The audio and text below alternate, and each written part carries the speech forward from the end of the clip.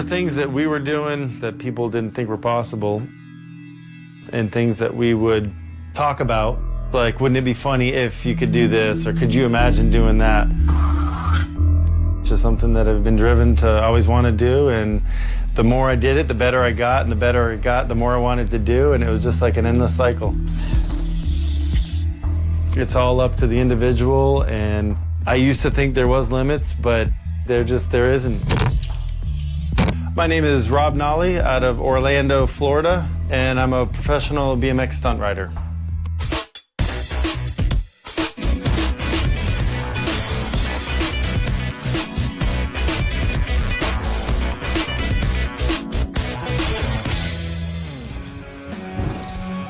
BMX originally started out as racing. That's what BMX means, bicycle moto cross. And then that branched off to people doing stunts on their bikes.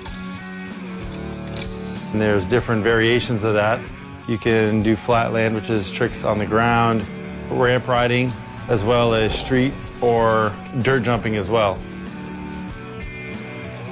BMX to me is a living now. It didn't initially start out that way. It was something that I did for fun, and I was just so involved in it and passionate about it that it became a lifestyle and a living for me. There's different ways you can make money at this, having sponsors and be a sponsored paid rider. And another way to make a living is what I do now, is performing and doing shows. It depends on your motivation and your drive, and you're willing to put in the time and make it into something that you want it.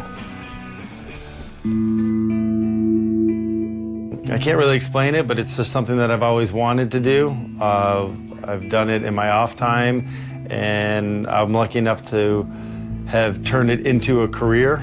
Well, this is Winnie, my girlfriend, and our daughter, Willa. No, what? All right, this is Willa's mom. For me to learn any tricks, I read the magazines that had the tricks in them. That's how I learned the tricks. These are actually some of the bikes from my childhood. This is my first bike that I can remember ever having. I don't even know what age I was when I got it, but it was a Evel Knievel style bike with a plastic gas tank and fenders. I think it's a 1976 AMF. And this is kind of what I learned just get my balance and ride on. And then just being an Evel Knievel bike and watching him on TV kind of got the wheels turning. We didn't have any ramps in the basement, so that's why I learned flatland. But as I saw in the magazines, not only was there flatland, but there was ramp riding and dirt jumping. I dug up my backyard, dug my own dirt jumps. So that was where I started and how I began. And it makes me appreciate now being able to just go down to the local skate park and go ride. So what I'm doing, I'm replacing a piece in my hub that will allow it to not pedal backwards when I'm rolling backwards. It allows you to do some new tricks that you couldn't do before. I realized probably when I was 21 that I could actually make a living riding BMX, because I had heard of Disney World in Orlando hiring BMX and skateboard riders for their parade. So when I heard about that, I took the couple-hour drive up to Orlando to go to the auditions that they had, and we got hired. And now all of a sudden I had a job that I was making money riding BMX. My biggest achievement in BMX would be the year that I won the straight jacket, because that year, out of the 5 contests, I think I got 4 first place. Yeah, and then in here, kind of a memorabilia room, some trophies, some stuff from the past. This is probably one of my more significant ones. It's a bronze medal from the X Games in '96. That was actually the 2nd year ever of the X Games, but the 1st year that they had park. This is kind of all the credentials I've collected over the years. Pretty neat because they're all dated and they all have the cities where we were at. And over here, most of my very first trophies. All of these trophies up here are all flatland, which is kind of how I got my start in the sport, because where I grew up I didn't have any ramps to ride or any skate parks or anything. All I had was my bike in the driveway. And I wanted to learn tricks, so I learned a lot of flatland, and that kind of helped me get to where I'm at right now. And I still ride flatland to this day, just not as much. But it's kind of cool to have those memories.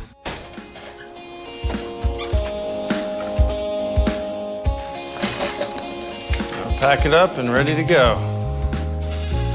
Yeah, we're heading out to my local skate park in Merritt Island, Florida. It's called Paradise Funplex. I've probably been riding there since they opened in the late 90s.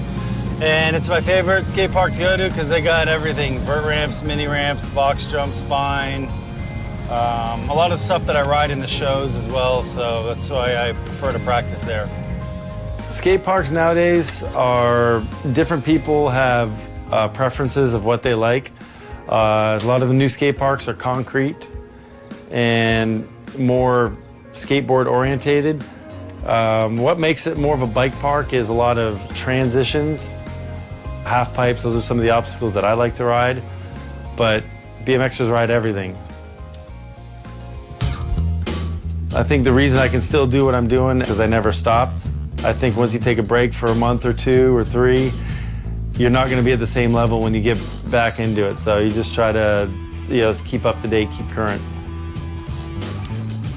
With what we do, there's no coaches. You're going to get as good as you want to get, and as much time as you put in is going to pay off later on. It's all up to the individual to put in the time and effort to get to the next level. And you got to find that fine line where you don't want to push yourself too hard and get injured, and then you can't put in the time to practice. So you have to find that fine line of the progression of learning the tricks. Start out with the easy tricks and work your way on up. It's a progression with patience as well. You just have to do it in repetition, and hopefully learn from your mistakes. And that's going to make you a better rider in the long run.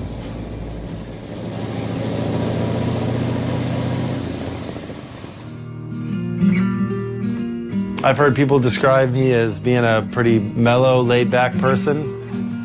As far as motivated, I feel like I'm motivated to continue riding at a high level and doing what I like to do, and that in turn motivates me to want to be successful in my business. So I think kind of laid back as a person and motivated as a rider. I don't think I'm that competitive a person as far as competing against other people. I think I'm more of a competitive person with myself and goals that I want to achieve. Having a family definitely keeps you grounded because as you grow up, you need to change your values. And in our industry, in our sport, people see us as being extreme and crazy, and just being out on the road all the time could get you in trouble. So yeah, it definitely keeps you grounded having a family and motivation to want to come back home.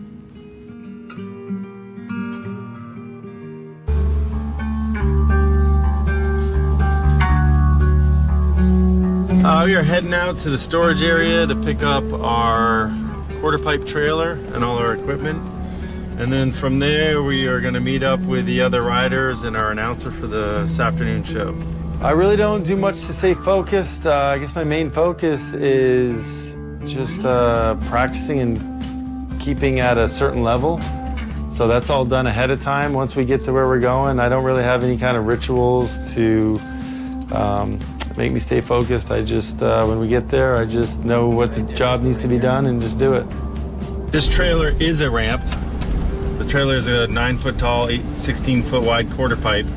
Then inside it, we have a box jump. Everything inside is on wheels. The back door opens up like a wedge. You roll everything down into position, set up the other ramp, and then we have a generator for power. We have some orange safety cones that we mark off the area that we're gonna need to perform in. I kind of put all of the best ideas that I thought worked best out of all the ramps that I've ridden and put them into one. Ready to go pretty much anywhere. Yes, it is dangerous, even though you might have done a certain trick so many times over and over and over and never had a problem. It doesn't mean there's not gonna be a problem that time. So yes, it is a dangerous sport, and that's why being older now, I wear all of my safety gear all the time.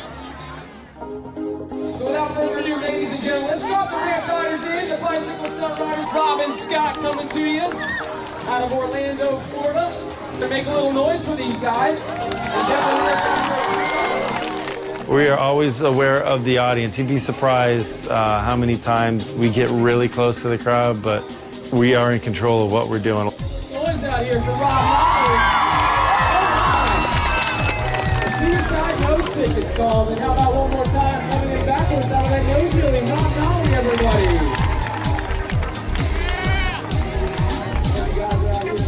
Once you've done this enough, you just know the dimensions of your bike and how far out it's going to go and how fast you're going, and you can adjust for it.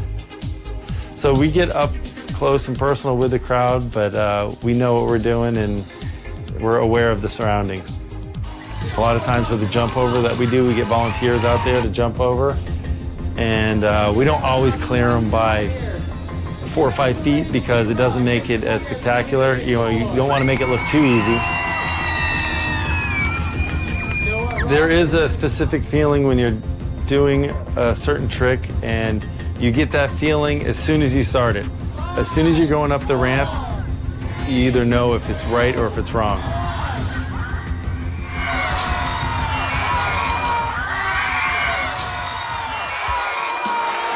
Everything that I have accomplished in BMX, I never saw coming. I was that kid waiting for the show to get over to go up and get autographs. And I still have those autographs to this day, so it's all been a surprise, and I just keep an open mind and see where it's gonna take me next. There's a few things that can stop you from BMX. Either you lose your motivation or drive to do what you love to do, or the most common thing is an injury. So, I mean, that's all it takes as well is, you know, one injury and you're just not physically able to do what you want to do anymore. So you just have to find ways around it. We'll just see what happens.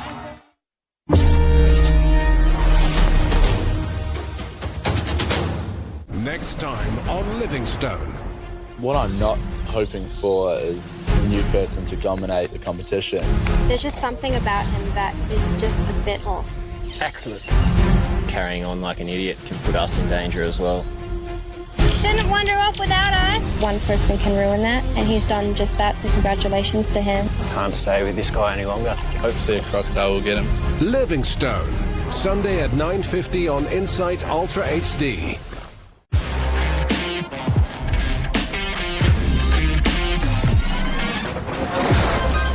It takes skill. It takes strategy. It takes good trajectory. It takes a lot of qualities, which is the definition of a true rider.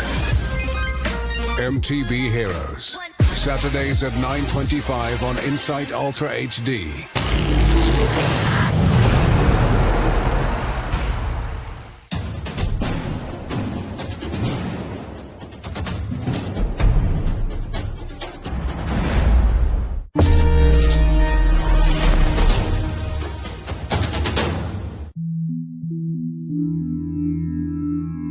The thrill of being on the river, the companionship of my friends, the lifestyle that it's given me. Main reaction when people say I have a death wish is really probably humor. I have a good laugh and then explain to those people that it's not so much of a death wish as it is a life wish. I really want to live life as thoroughly as I can, get as much out of this experience that I have the opportunity to live. My name is Tyler Broad. I'm from Montana in the United States, and I'm a professional whitewater kayaker.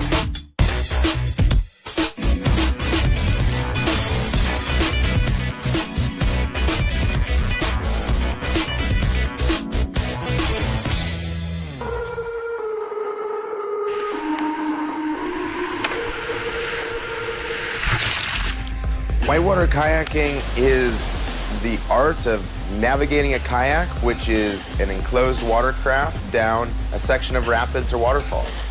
Whitewater kayaking can range from active, moving water to demanding, extreme whitewater.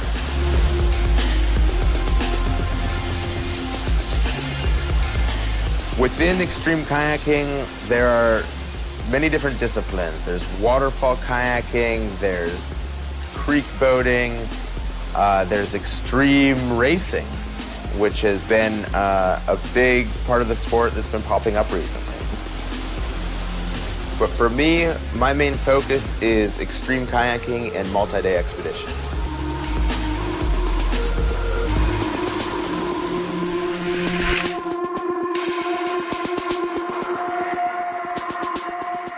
Right now we're on our way into White Salmon, Washington. It's one of the best places in the United States for kayaking, and luckily for us, there has been a little bit of rain recently, so the rivers are up and we've got some whitewater on our hands. The kayaking community is a really close group of friends. We share the same passion and the same low-profile lifestyle. Good to see you, bro. Living the simple life. Only worrying about getting down the river, getting to camp that night, and just concentrating on really the simplicity of life. Hey, Beaver Lodge. Here we are. The bond that you get with your buddies on the river is incredible. We rely on each other for safety, getting to the bottom of the river in one piece, and that camaraderie that it creates is unlike any other friendships I've experienced in life. All right.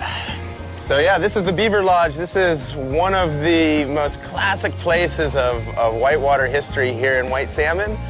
This is kind of the couch to crash on if you're just coming into town to paddle for a little bit, and I just haven't seen a more eccentric, amazing place than the Beaver Lodge. So we're just grabbing a few things that Nate needs to get, and we're off to the river. The first time I got in contact with whitewater kayaking, my dad bought me a kayak when I was 6 years old, took me out to a lake, and I remember just paddling around on this lake, really no idea what I was doing, no idea how much whitewater kayaking was going to influence my life. I started early, and my dad would help push me along, make sure I was always having fun. That was the most important thing, was just having fun on the river, and I guess it's gotten to the point where fun is running Class 5 whitewater. Preparing for a multi-day kayaking expedition, you just look at the essentials: food, shelter, water. First and foremost, you need your boat, your spray skirt, and your paddle to be intact in one piece and functioning properly. And then your safety net is your helmet and your life jacket. At the end of the day, putting our lives on the line, needing our gear to work. So if we have equipment failure out there at any point in time, it could result in a very, very dangerous situations. Kayaks are made out of a fairly common plastic. They are very, very durable. Kayaks are these very robust, almost unbreakable things. It's amazing to see where the sport has gone from very fragile fiberglass kayaks to very robust plastic kayaks. The maintenance on that boat is minimal. We'll paddle a kayak until it breaks and then get a new one.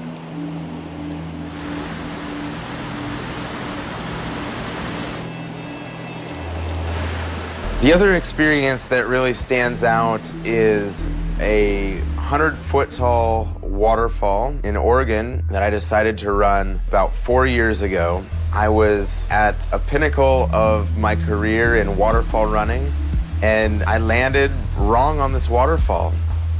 I flattened out going through the air, landed very hard, and fractured my L1 vertebrae all the way through. The neurosurgeon later told me that this was an injury that 90% of the people don't walk away from. So that was a huge wake-up call for me in my paddling career. I feel very, very fortunate to still be experiencing life in the way that I'm used to, getting around on 2 feet. The accident gave me a second chance. It made me think about what I was doing and made me realize that there's no margin for error and that there's a limit to what the human body can handle. It made me even more aware of my risk management and risk calculating. I feel like breaking my back is one of the greatest lessons I have ever been taught. It made me a better kayaker and a better person.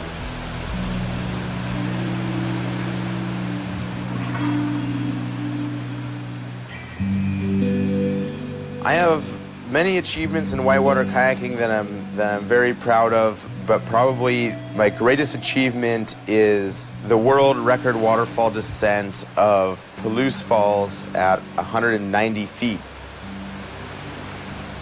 I ran Palouse Falls April of 2009, and almost 7 years later, it's still the world record. Just feel like it's become a part of me almost, that waterfall, and I am just really honored to have that experience in my lifetime, and it's been one of the most amazing things that I've been able to do. I would really love if someone someday comes along and was able to safely and successfully run a bigger waterfall than mine, approaching it with a good line and running it in style. Anything that anybody does in extreme sport is a stepping stone for the next generation to come. I'm a very competitive person, but at the end of the day, I understand that the only competition is against yourself. One of the most amazing things for me is just getting off a river after a long day, getting to camp, setting up, and just living the simple life. This is about as basic as it gets right here. Fire, some food, a simple tarp to sleep under, and for me, this just brings everything back to the roots. This is why I love kayaking. All right, cheers, Nate. Good day. Yeah.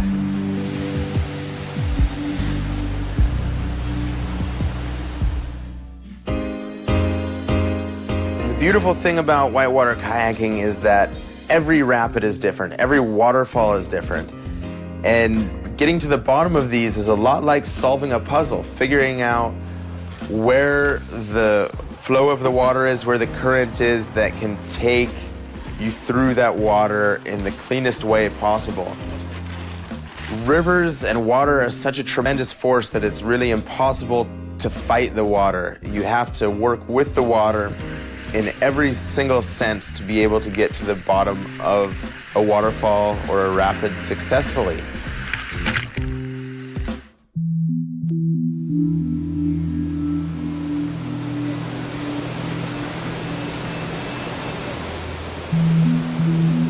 The way that I stay focused is visualization.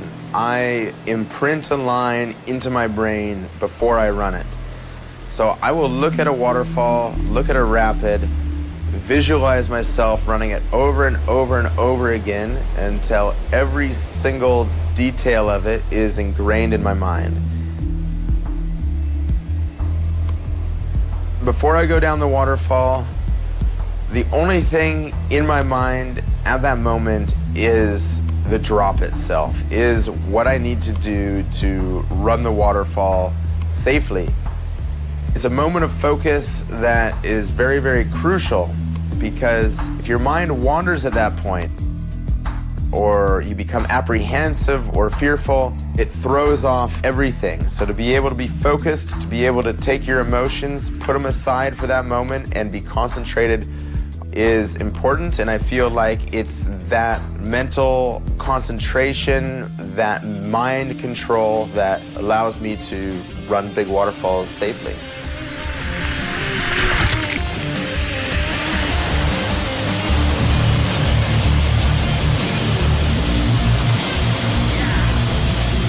Any kind of extreme sport has a lot of risk management involved. I think that the common misconception people have about any extreme sport is that they are lunatics with a death wish. In reality, it's quite the opposite.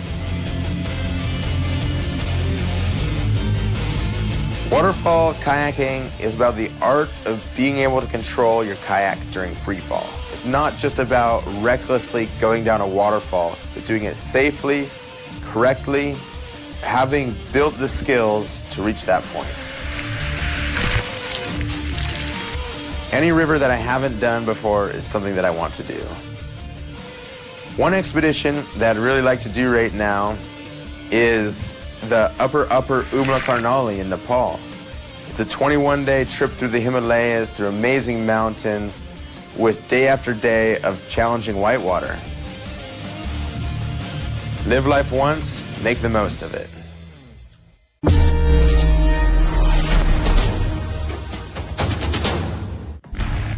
This is Masters of Dirt.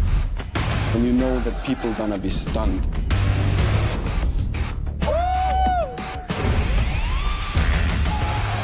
He's a beast.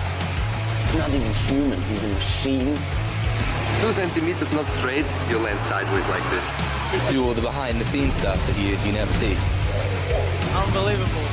Inside the Masters of Dirt, Saturdays at 10:15 on Insight Ultra HD.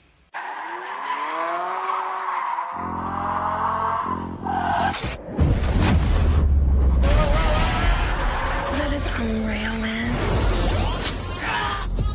Knockout. Look at the size of the features. It just keeps getting better and better.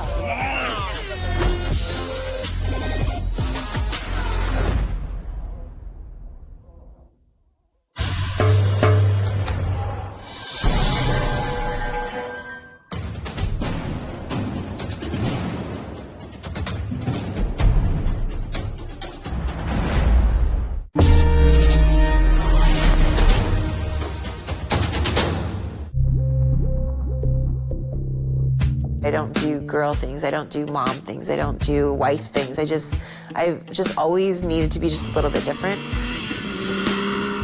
Because I've never been a person to like normal things or be happy with regular, boring lifestyle, you know.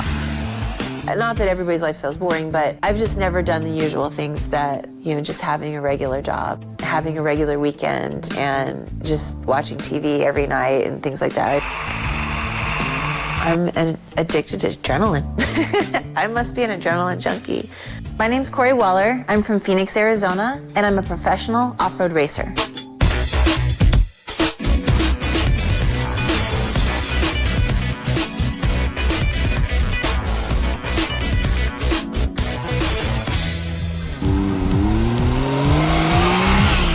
I do desert racing and short course racing. So desert racing is a bit more scenic. A desert race takes several days. People are more apart from each other. It's more like a 2 or 3 day process.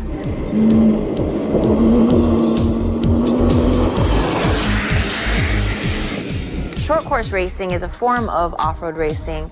Rather than being in the desert, those races take place. Short course racing is a form of off-road racing. Rather than being in the desert, those races take place in a closed course, about a mile track, with grandstands so that fans can watch the whole race happen. It's got a lot of jumps, a lot of turns, a lot of whoops. It's actually very difficult. It's a brutal sport. You can't be afraid to wreck or to be very aggressive while racing or have contact with other drivers. The difficulty comes in knowing how to drive in the dirt and knowing how to drive when you don't have a lot of traction. It's difficult in the amount of work that you put into it. It's difficult a lot of times in just the driving, the general driving, and having that skill that you need to have to be up front and be in the top of the class. Each track has its own personality and its own challenges, so it can be rough. A lot of abuse in your body, and if you have good suspension, it can still be brutal to go through with a lot of bouncing that happens.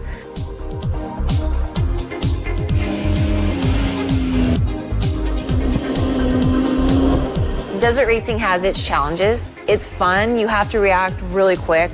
So when you're going 80 miles an hour, your reaction time has to be so fast to avoid something that pops up right in front of you.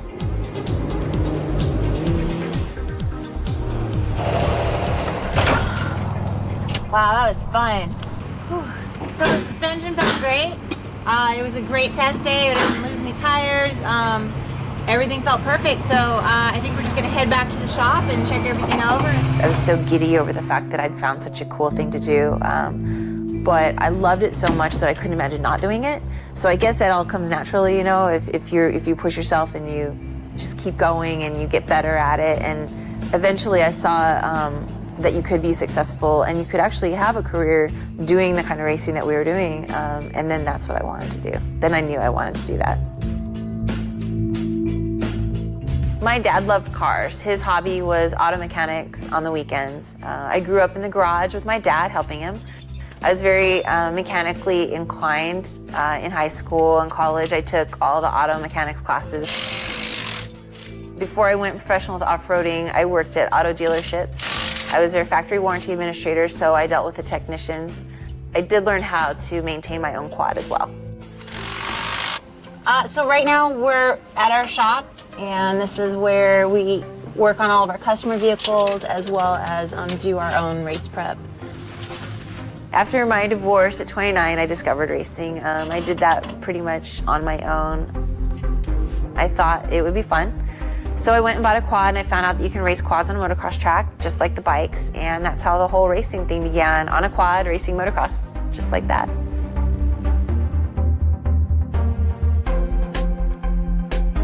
I like doing CrossFit. It keeps me strong for racing. It keeps me strong in case I do wreck.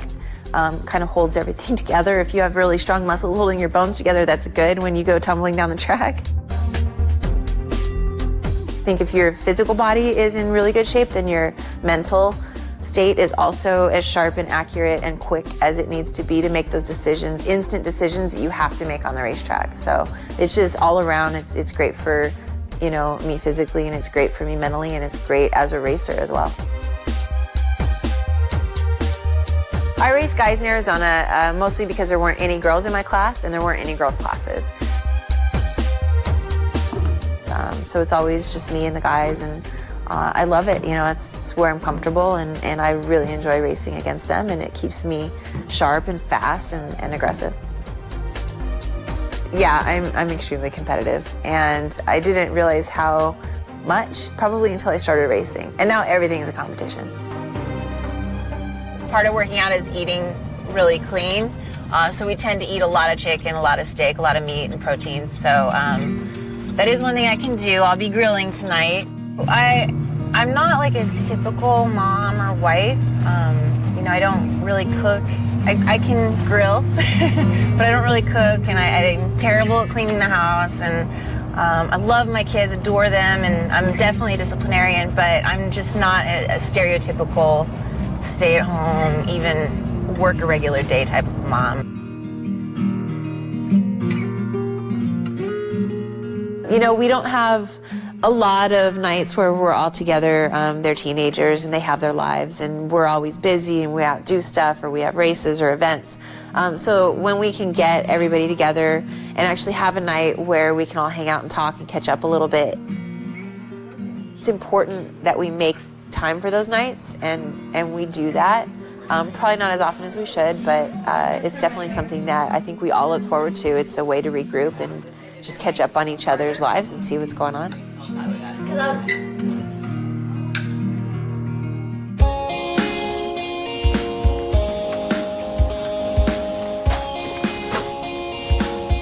So the plan today is I'm heading out to the track. I'm going to meet my husband and my daughter out there.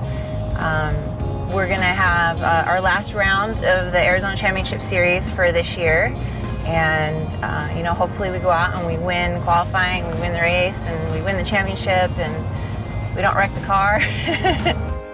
So Jason usually takes the trailer out a little early. All of the other SR1 racers set up. And then I'm a girl, so I usually take longer to get ready. Even if it's race day, I like to at least look nice. So he doesn't like to wait for me, so he's like, I'll just meet you out there. The SR1 class, we are powered by Yamaha R1 street bike motors. So it is a street bike motor, it's a transplant, it's a 1000cc inline 4 cylinder, it revs out to about 14,000 RPM. All the SR1s have custom chassis. It's not something that you can just go and buy off of a dealer floor. You know, they don't come from the factory that way. So it's a screamer. It's got a ton of power, not a ton of torque, but a lot of power. So it's like a little bitty F1 car.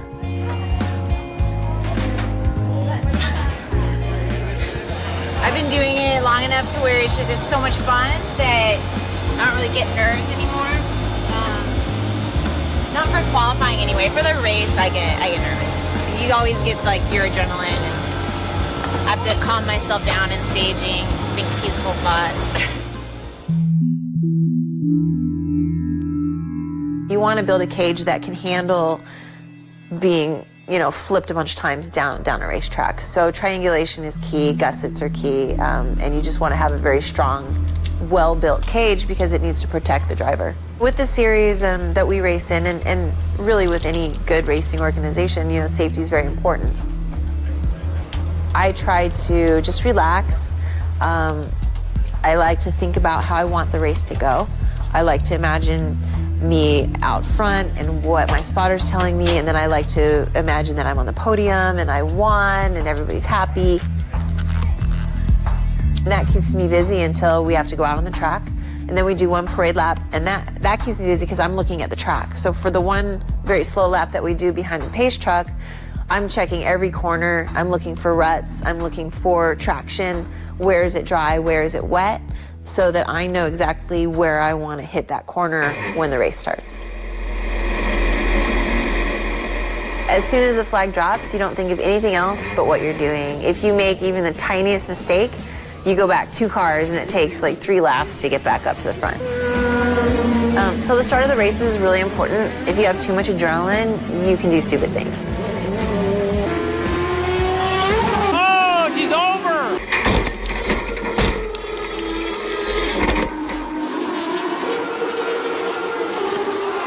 As soon as the flag goes, you don't have any time for anything. You don't have time to think, feel.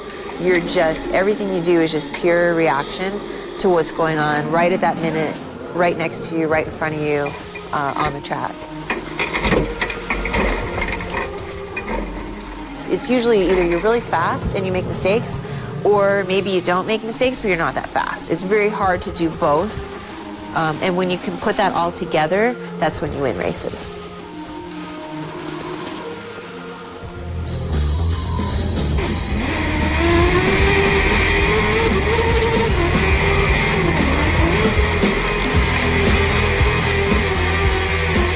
And it's very comforting to know that there's nothing else out there that I would rather be doing. I'm living it every day, and I'm incredibly blessed to be able to do that.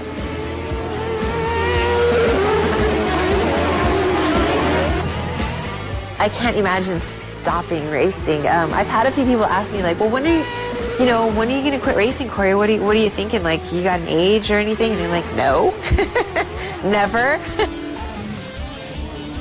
If I can get my old self into a race seat, I'm going to be racing.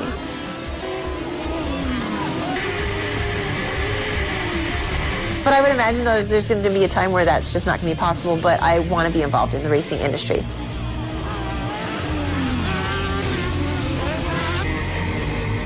So if I can't actually be in the seat, actually racing myself, then I want to be doing something that is as close to that as possible. I can't imagine ever being out of the racing industry. In some capacity, I've got to be involved in racing somehow.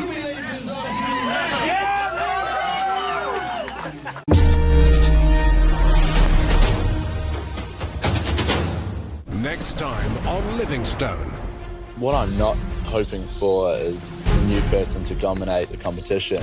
There's just something about him that is just a bit off. Excellent.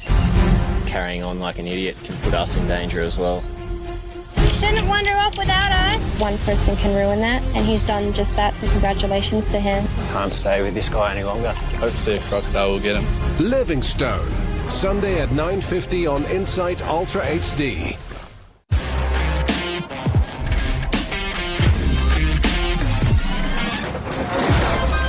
It takes skill. It takes strategy. It takes good trajectory.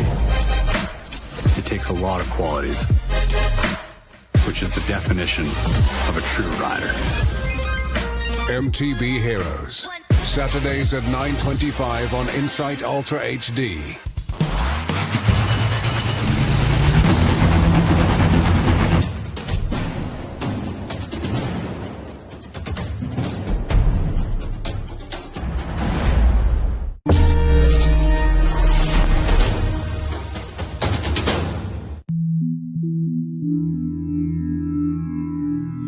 It takes timing, balance, the right motor setup, what works for you. So many things come into play to make it work, and it's like dancing. You want it to flow and you want it to look good. To me, it's one of the craziest ways to express yourself, to put your energy out, to clear your head, and to push yourself to the next limit at the same time. You're looking upside down at the world, thinking back on just how insane what you're doing is and how crazy you're pushing your abilities to go. Some people like what they do. I love what I do. My name is Chris Nazeski. I am from Florida, USA, and I'm a professional freestyle jet ski rider.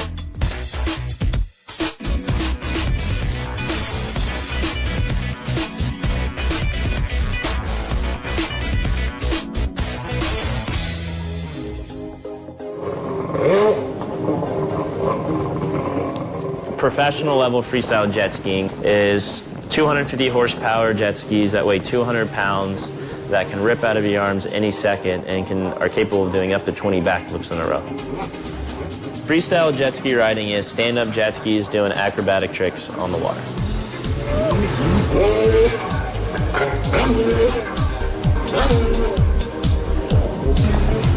What makes freestyle jet skiing unique is the fact that you can push yourself to the next level and try things you never thought you would be able to do in your life, like backflips and barrel rolls and no-handed tricks.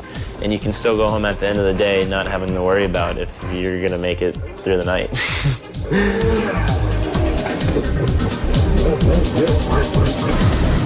At a freestyle jet ski competition, you would go head-to-head with other riders. You would go in a 2-minute routine and be judged by maybe anywhere from 3 to 10 judges, depending at the time, giving you scores based on your trick count, your fluidity, your amplitude, and your difficulty. Freestyle jet skiing has grown extremely popular as a sport. It's one of the fastest ones I've seen grow to date. There's a lot of people that want to get into it, and I can only see it going up from here. When you have one hand and one foot on and you're upside down, and you're looking back at the water and everything's upside down, to me, that's what makes it worth it. Every time I go back for that, I go back hungry, trying to find that moment and capture it and do it over and over again.